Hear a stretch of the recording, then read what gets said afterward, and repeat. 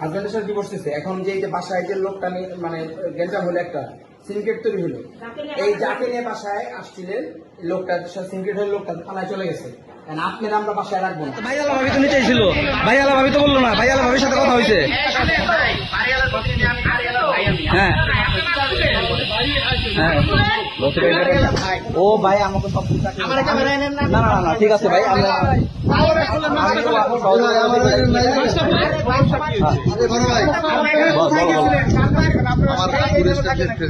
আচ্ছা আচ্ছা ঠিক আছে।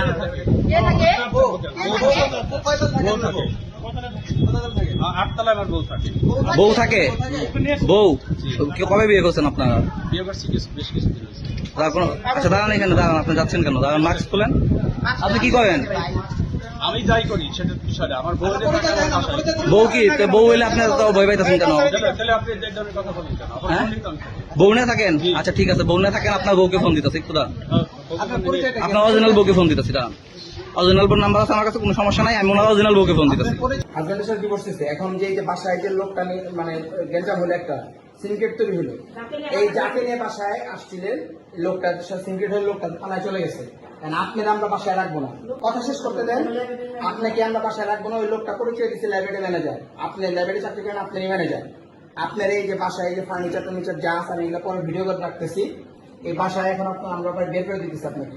আপনার বাসা ভাড়া টাড়া যাবতীয় যা যেদিন পরিশোধ করবেন সেটা 2 মাস বুঝি না, 6 মাস বুঝি না, 1 বছর বুঝি না, সকল কিছু পরিশোধ করে বাসার থেকে ফার্নিচার টু দা পয়েন্ট সব বুঝে নিয়ে যাবে।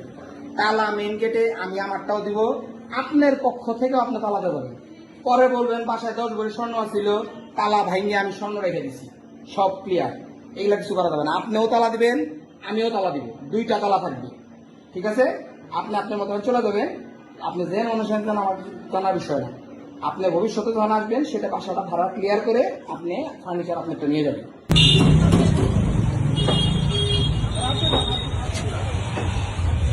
মেয়েটাতে গেল ভিডিও করে রাখেন। পুলিশের কাছে